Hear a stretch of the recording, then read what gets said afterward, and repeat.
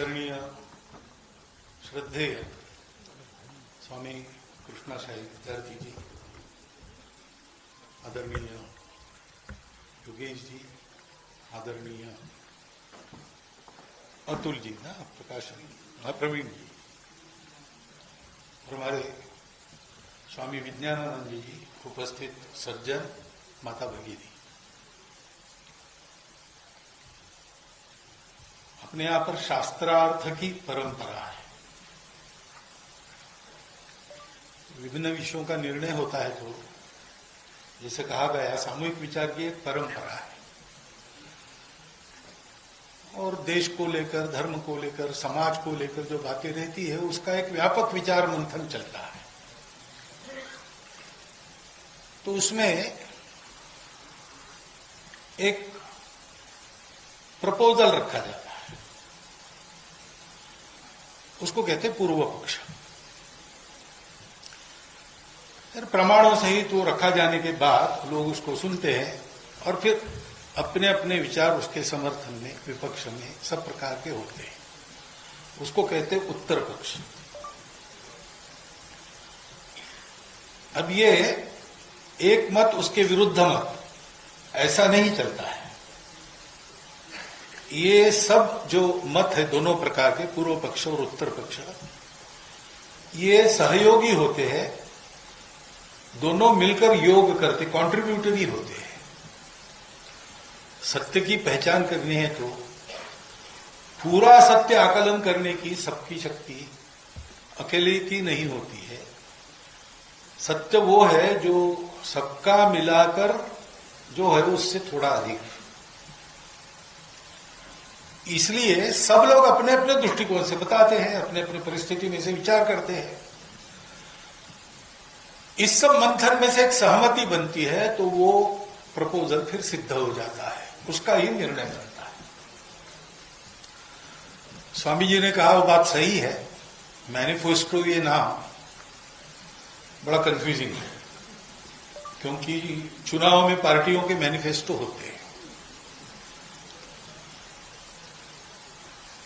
और पहला communist manifesto बताया, लेकिन उस मैनिफेस्टो के अनुसार क्या हुआ आगे वो भी प्रसिद्ध है। ये हिंदू मैनिफेस्टो वैसा मैनिफेस्टो नहीं है। ये एक व्यापक चर्चा देश में हो और उसमें से कोई सहमति बने। उस सहमति क्यों बने इसके उद्देश्य है, वो स्वामी जी ने भी बताया, पुस्तक में भी है। लेकिन ऐसी सहमति बने इसलिए चर्चा प्रारंभ हो, इस उद्देश्य से ये दिया गया एक प्रपोजल है। और प्रपोजल अपने मन की कुछ कल्पना और लिख दिया, ऐसा नहीं किया है। स्वामी जी ने बहुत उसके पीछे अध्ययन किया है, जिसको कहते हैं तपस्या। वो तपस्या ही की है उन्होंने, बौद्धिक तपस्या। उसके आधार पर बहुत अच्छा प्रमाणित ऐसा ही पुस्तक आपके हाथ में है। सारांश में उसके बारे में बताया है,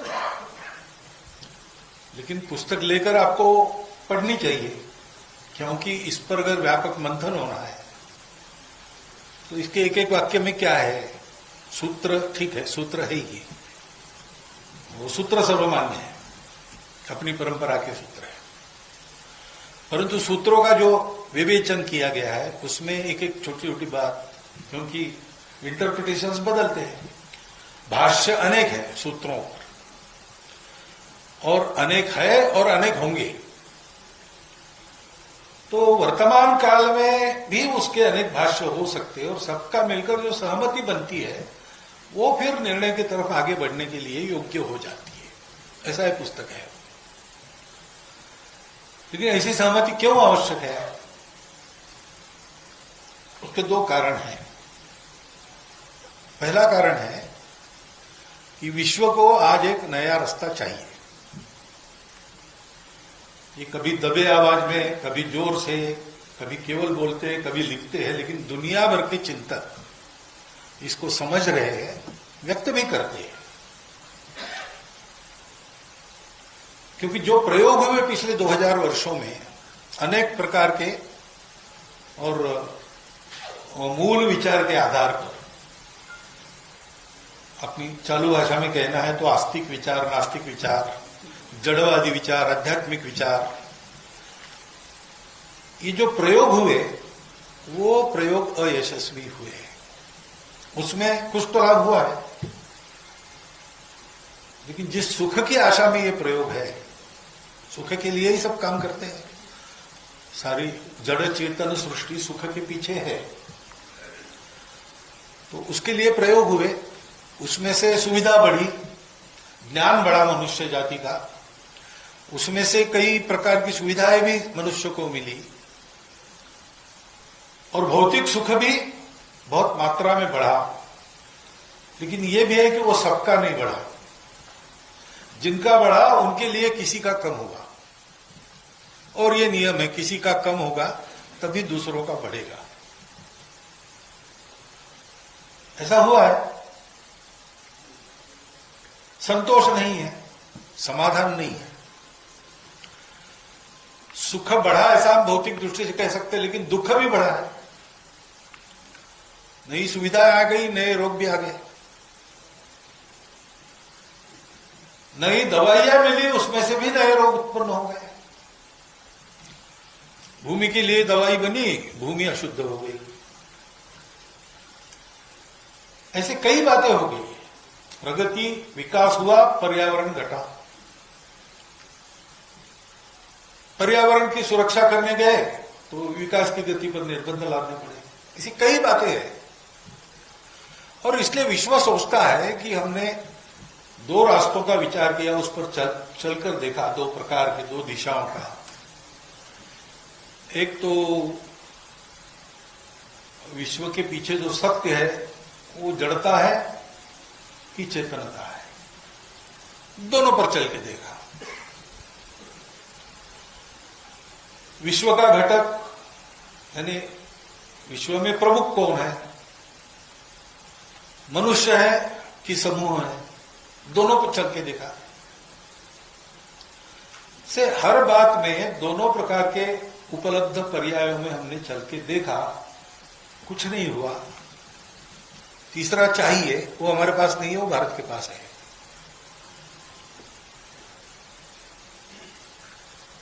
तो ये कर्तव्य बनता है विश्व की मनुष्यता के लिए एक नया रास्ता देने का काम, ये भारत का कर्तव्य बनता है। वैसे भी कर्तव्य है, ईश्वर प्रदत्त कर्तव्य है,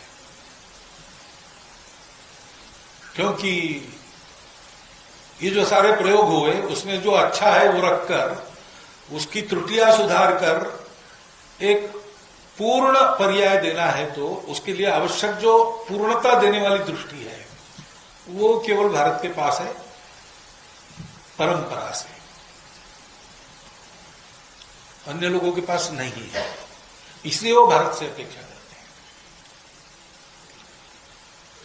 लेकिन दूसरी बात यह है कि अगर ऐसा है तो उस पूर्ण दृष्टि के आधार पर भारत का जीवन खड़ा होना चाहिए।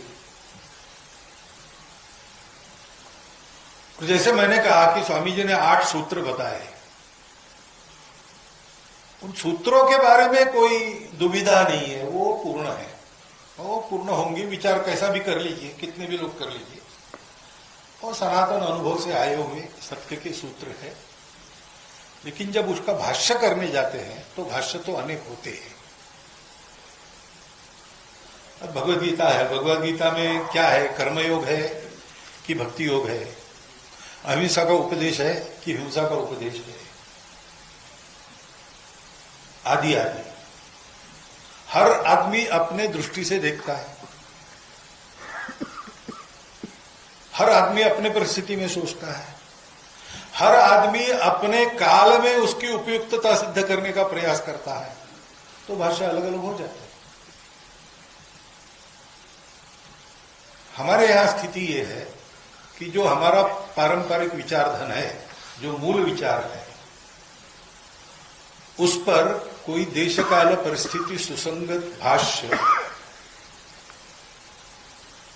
पिछले कम से कम 1200-1500 वर्षों से नहीं हुआ। हमारे यहां व्यवस्था थी शास्त्र होता है, ये शास्त्र है, साइंस अपनी तरह का एक साइंस है। प्रत्यक्ष प्रयोग करके जो हाथ में लगता है उसके आधार पर वो रिकमेंडेशंस होते हैं, उसको कहते हैं शास्त्र। लेकिन लोग अपनी सुविधा देखते हैं। सामान्य आदमी शास्त्रीय दृष्टि से नहीं चलता, अशास्त्रीय दृष्टि से चलता, ऐसा भी नहीं है। लेकिन जो शास्त्र उसके पास आता है वो अपनी सुविधा का बना लेता है, ये उसका स्वभाव है। ये दुनिया भर में सर्वत्र है, केवल अपने यहां ऐसा नहीं है, ये लोक का स्वभाव है। लोक और शास्त्र, इनमें प्रमाण कौन है? तो प्रमाण शास्त्र है। परंतु होता क्या है? तो लोक हावी हो जाता है। शास्त्रात रूढ़िर बली, ऐसा है। तो हम वैभव की परम स्थिति, ज्ञान की परम स्थिति पर थे और संपूर्ण विश्व को अपने उपदेश से प्रभावित कर रहे थे, संस्कृति दे रहे थे, शास्त्र दे रहे थे, तरह तरह के विज्ञान लोगों को दे रहे थे। ऐसा एक जमाना था। मेक्सिको से साइबेरिया तक हम थे ना, हमारा प्रभाव था। हमने किसी को जीता नहीं वगैरह वगैरह। ये गलती की ऐसा लग सकता है कुछ लोगों को, लेकिन ये फैक्ट है कि ऐसा हमने नहीं किया। परंतु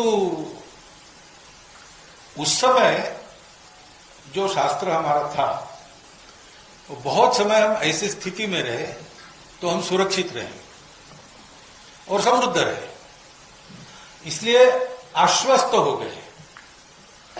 आश्वस्त होने के कारण हमने काल सुसंगत भाष्य के विचार की उपेक्षा की और फिर लोग अपनी सुविधा का विचार करते करते अपने स्वार्थ का भी विचार करने लगे। तो जो नहीं है वो हमने शास्त्रों का भाष्य किया, जो वास्तविक उसका नहीं है। अब ये जाति वर्ण व्यवस्था, उसमें भेद था कि नहीं था? अभी तो सभी संतों ने उडुपी में एकत्र आकर डिक्लेयर कर दिया है कि छुआछूत और ऊंच नीच भाव का हमारे शास्त्रों में कोई स्थान नहीं है। अब नहीं है, इसका प्रमाण भी है, इस पुस्तक में भी आपको मिलेंगे।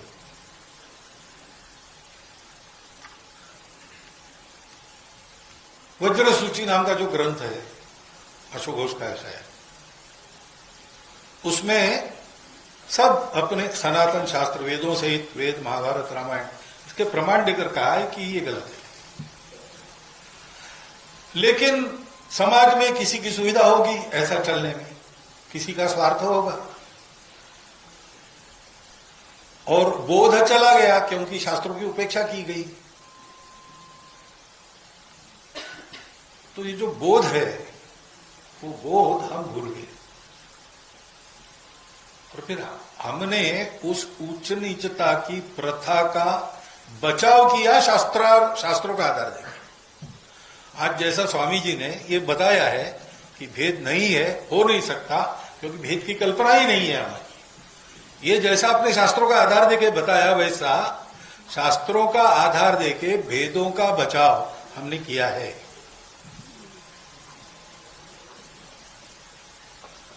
तो एक बात तो आवश्यक है कि वास्तव में हमारे शास्त्रों का जो मंतव्य है वो आज के काल सुसंगत संदर्भ में सही ढंग से सामने आना चाहिए। ये पुस्तक वो करेगी, इस पर चर्चा होगी, उसमें से वही आएगा। ये पूर्व पक्ष यही रखा गया है इस पुस्तक में कि हमारे पास भी अपना बहुत सोचा हुआ, सही समझा, अनुभव से पुनीत और पूर्णता से संपन्न ऐसा एक विचार है जो आज भी लागू हो सकता है। आज वो लागू होने की आवश्यकता है, क्योंकि दुनिया को ये सब बताना है तो ये बोल के बताने से काम नहीं होगा, हमको वो खड़ा करना पड़ेगा। और कुछ काल तक हो सकता है हमको दुनिया के साथ ही चलना पड़ेगा, लेकिन अंततोगत्वा हमको तीसरा अपना पर्याय खड़ा करना पड़ेगा, वो देना पड़ेगा।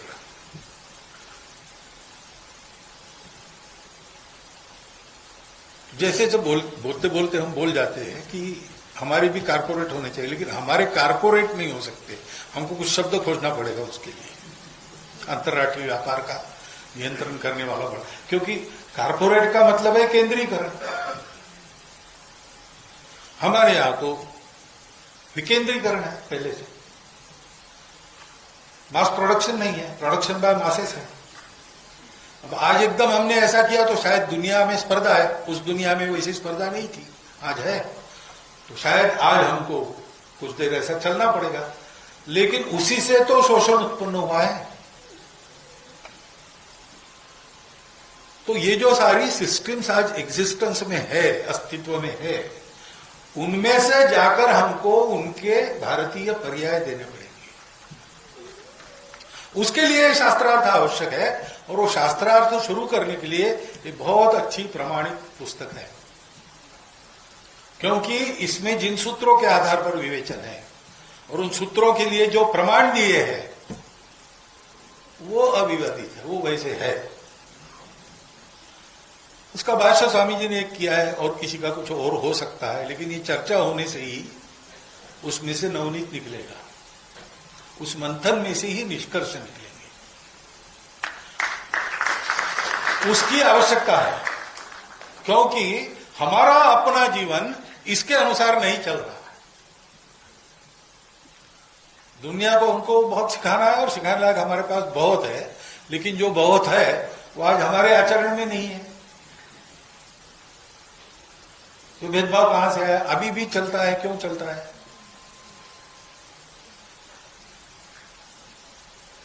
हमारे अस्पष्ट उल्लेख है, अहिंसा ही हमारा स्वभाव है, हमारा मूल्य है यहां।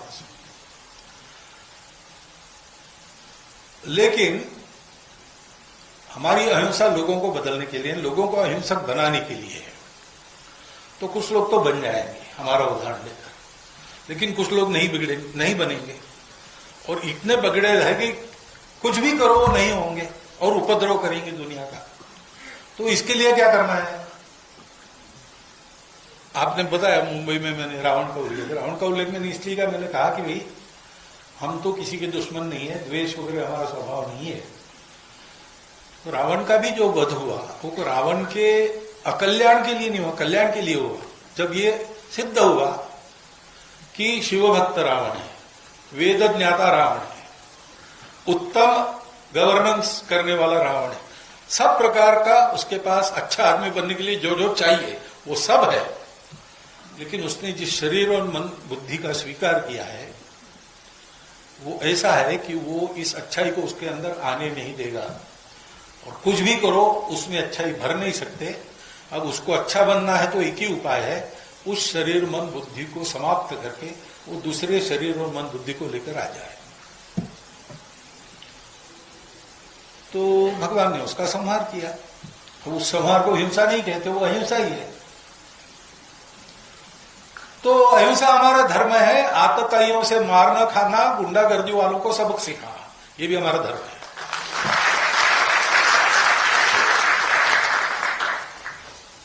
अब पाश्चात्यों की जो विचार पद्धति उसमें दोनों एक साथ नहीं चल सकते, क्योंकि इन दोनों को बैलेंस करने वाला जो विचार है कि मैं लोगों में, मेरा शत्रु है फिर भी मैं देखूंगा अच्छा आदमी है कि खराब आदमी, वो बैलेंस नहीं है। शत्रु है या नहीं शत्रु है, वो अच्छा होगा तो भी उसको पूरा मिटा दो। हमारे यहां वो अच्छा है कि नहीं इसको देखते हैं, और कुछ लोगों को थोड़ा दंड देके, कुछ लोगों को ज्यादा दंड देके, कुछ लोगों को दंड दिए बिना सुधार कर अपना, तो जिनका इलाज ही नहीं दूसरा कुछ, उनके कल्याण के लिए उनको बेसिक मटेरियल दूसरा पाने के लिए भेज देते जहां मिलता है। इसे एक बैलेंस है। अभी हम कभी भी अपने पड़ोसियों की कोई अपमान, कोई हानि नहीं करते, लेकिन ऐसा हम रहते हैं तो भी अगर कोई उतर आए बुराई पर, तो हमारा दूसरा इलाज क्या है?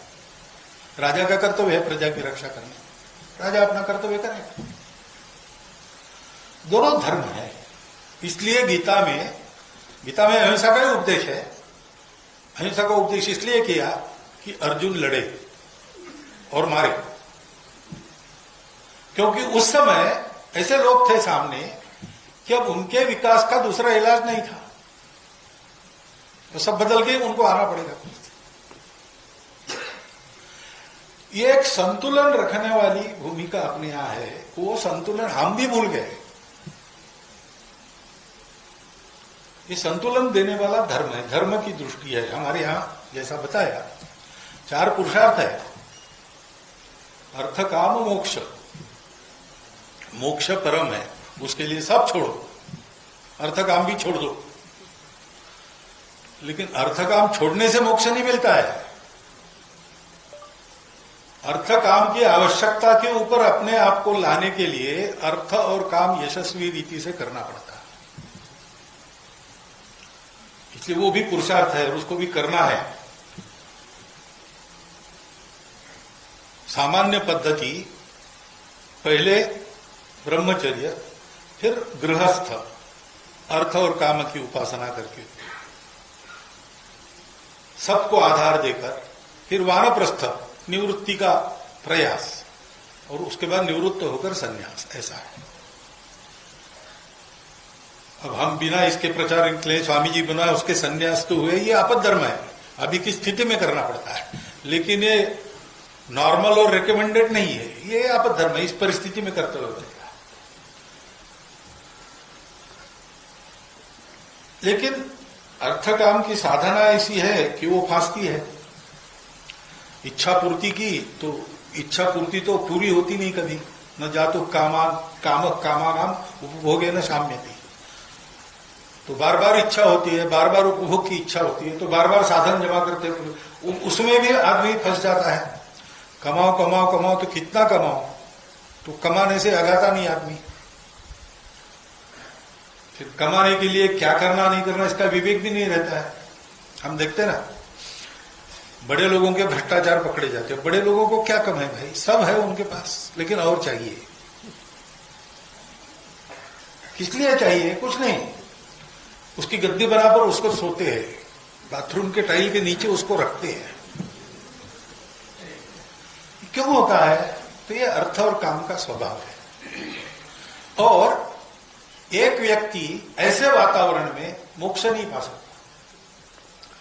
तो किसी को मुक्ति पानी है तो पूरे समाज में वातावरण चाहिए, मोक्ष को भी और अर्थ काम को भी एक अनुशासन में रहना पड़ेगा, एक नियंत्रण में रहना पड़ेगा, मर्यादा में रहना पड़ेगा। वो मर्यादा धर्म है। इसलिए व्यास महर्षि ने कहा है, न कामान न भयान न लोभात धर्मम त्यजे जीवित स्यापि हो। काम के लिए, किसी लोभ के लिए, अपने जीवन के लिए भी धर्म मत छोड़ो। धर्मो नित्य सुख दुखेशु अनित्य, जीवो नित्यो हेतुरस्यत्व नित्या। धर्माद अर्थश्च कामश्च स धर्मम किम न सेव्यते। आपको पैसा मिलेगा, लेकिन आपके समाज में सबको मिलेगा तो आपका टिकेगा, नहीं तो आपका पैसा मिलेगा आपको डकैत ले जाएंगे, या कोई अपहरण करके फिरौती में वसूल कर लेगा, या नक्सलवादी आपको समाप्त कर देंगे। पैसा आपका उनको चाहिए। पूरा समाज ऐसा होता है तो सब ठीक चलता है। इसलिए अर्थ और काम की मर्यादा है, वो धर्म है। धर्म ये पूरे समाज जीवन की धारणा करता है। अब हमें जो विस्मृति आई तो हमने धर्म को कर्मकांड समझ लिया केवल। हमने अपने धर्म को पूजा घर और पाक घर में बंद कर दिया और केवल इसी में रहे। किसकी पूजा कैसे करना, क्या खाना नहीं खाना, ये कोड है, ये प्रिंसिपल नहीं है। धर्म ये प्रिंसिपल है, वो शाश्वत धर्म है। उसी के चौखट में बाकी धर्म चाहिए। शाश्वत धर्म 4 बातों पर टिका रहता है, सत्य, करुणा, शुचिता, तपस्या। जो भी आप कर्मकांड करेंगे, जो भी रिलीजन आप लेंगे, रिलीजन धर्म नहीं है। रिलीजन तब तक धर्म नहीं होता जब तक वो धर्म के अनुसार नहीं चलता। यानी सत्य, करुणा, शुचिता, तपस की चौखट में चलने वाला जो है वो धर्म है, और इसके बाहर आकर जो चलेगा वो अधर्म है। सत्य है, सब में एक ही है। फिर आप अगर उसमें ऊंच नीच देखते हो तो वो अधर्म है, वो सत्य से विपरीत है। ऊंच नीच देखकर आप किसी को छाया से भी दूर रहते हो या उसको रखते हो तो वो करुणा विरहित आचरण है, इसलिए वो अधर्म है। ऐसा आप करते हो तो आपका आचरण पवित्र नहीं रहता, वो अशुचिता हो जाती, इसलिए वो धर्म नहीं है। और ऐसा देखने के बाद भी उसकी स्थिति सुधारने के लिए आप कुछ नहीं करते हो तो आपका तपस्या विरहित जीवन है, करुणा विरहित जीवन है। और इसलिए ये आवश्यक है कि रिलीजन अनेक है और हर जितने आदमी हो उतने रिलीजन हो सकते हैं, और देर सवेर आदमी हर रिलीजन में से जाके उचित दिशा में बढ़ता है आगे। अपना अपना रास्ता अपने अपने लिए श्रेष्ठ होता है, सब रास्ते श्रेष्ठ होते ऐसा मैं नहीं कहूंगा, लेकिन मेरा रास्ता मेरे लिए श्रेष्ठ ही है क्योंकि वही मेरे अनुरूप है। इसलिए जो मिला है उसमें ठीक रहना, लेकिन जो भी मेरा रास्ता है वो सब रास्तों का सम्मान करने वाला है, किसी को बदलने का प्रयास नहीं करता, और अपना रास्ता श्रेष्ठ है इसलिए उसके बचाव में हम प्राणार्पण भी करते हैं, ये होना चाहिए, इसमें कोई गलत बात नहीं है। लेकिन बाकी रास्तों के प्रति सहिष्णुता नहीं, केवल स्वीकार और सम्मान, वो भी उतना ही ठीक है। तुम चलो अपने रास्ते से, तुम पहुंचोगे। रमन महर्षि के बाद पॉल ब्रंटन आ गए, पॉल ब्रंटन उनके पास गए मिलने के लिए और उन्होंने कहा कि मैं हिंदू हो जाता हूं। रमन महर्षि ने कहा क्यों? तो मुझे अच्छा आदमी बनना है। तो कहा तुम ईसाई हो, तुम ईसाई धर्म पर प्रामाणिकता से चलो तो तुमको वही मिल जाएगा, अच्छा आदमी होना। उसके लिए तुमको कोई परिवर्तन करने की आवश्यकता नहीं। कोई आदमी आके कहता है मैं बनने के लिए तैयार हूं, तो हमारा सनातन महर्षि उसको उपदेश क्या देता है, भाई तुमको जो मिला है उसमें ठीक रहो, उसी में तुम्हारा श्रेय है। यह दृष्टि चाहिए। गुरुदेव रानड़े हो गए, वो कहते थे कि there is a religion on top of every religion, और जब तक हम religion on top of religions नहीं समझते तब तक हम रिलीजन को भी नहीं समझते, हम उसको भटकाते हैं। और वो religion on top of religions यानी आध्यात्मिकता है, स्पिरिचुअलिटी है। वही दृष्टि सब बातों को पूर्ण करती है। तो इन सूत्रों का विचार शास्त्रार्थ बुद्धि से भी होगा, लेकिन आज भी सौभाग्य से अपने देश में जिनका वहां संबंध है, कम ज्यादा होगा लेकिन है, नित्य निरंतरों सत्य के संपर्क में रहते हैं, ऐसे लोग उपलब्ध है। उनके पास भी ये पुस्तक जाएगी, उनकी पूर्ण दृष्टि से छन कर निकलेगी। ये सारी प्रक्रिया होगी तब हमको अपनी परंपरा के बारे में एक उत्तम निर्णय मिलेगा। वो आना चाहिए, उसकी आवश्यकता है, क्योंकि आज हिंदू समाज को हिंदू धर्म समझने की आवश्यकता है। ये बात अपने हिंदू धर्म संस्कृति को, हिंदू समाज को विश्व के सामने ठीक नजरिए में पेश करने का एक उत्तम साधन है। सारे भौतिक जीवन का भी विचार करने के लिए एक नई वैचारिक दृष्टि सारे विश्व में देने का ये एक उत्तम साधन है। हम सब रिसर्च करने वाले लोगों के लिए उत्तम संदर्भ पुस्तक बनी है। लेकिन इससे भी ज्यादा हिंदू समाज इसका अध्ययन करे, विचार करे, सोचने वाले लोग, ऐसे जो साक्षात्कारी लोग हैं वो इस पर अपना मत व्यक्त करें, तो हम लोगों को हमारी परंपरा शुद्ध स्वरूप में क्या है वो पता चलेगा और उसका एक काल सुसंगत रूप हम खड़ा कर सकेंगे। वो काल सुसंगत रूप लोग रखते हैं तो सामान्य लोगों के मन में शंका आती तो शास्त्र विरुद्ध हो जाएगा। तो पुस्तक बताएगी वो शास्त्र विरुद्ध नहीं है, शास्त्र में ये सूत्र है, उसका ये अर्थ है, ये प्रक्रिया होने के बाद उस अर्थ की मान्यता हो गई है। तो हिंदू कहीं भी हिंदू शास्त्र अस्पृश्यता नहीं बताता, ऊंच नीच नहीं बताता, ये काम हल्का वो काम बड़ा ऐसे नहीं सोचता। ये आत्मविश्वास पूर्वक सामान्य आदमी समझेगा और उस पर चलेगा। धर्म आचरण की बात है। हिंदू धर्म को पुस्तक की बात नहीं मानता, आचारात प्रभो धर्म ऐसा कहता है। मुझे इस पुस्तक का सर्वाधिक महत्व इसमें लगता है कि योग्य आचरण करने के लिए एक तथ्यपूत, शास्त्रपूत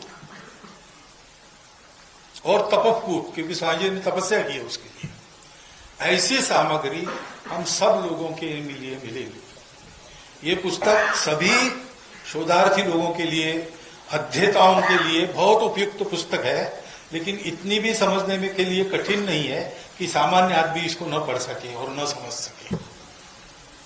इसलिए पुस्तक, यद्यपि बहुत सारी बातें सारांश में आपको आज पता चली पुस्तक के बारे में, आपको खरीद कर इसको पढ़ना चाहिए और खरीदवानी चाहिए सबसे, तो फिर इसका प्रचार प्रसार होगा, एक पुनर्विचार होगा, अपने जीवन की काल सुसंगत एक रचना सामने आएगी। उसके आधार पर विश्व को जिसकी आवश्यकता है वो बात देने की योग्यता हमारी खड़ी होगी।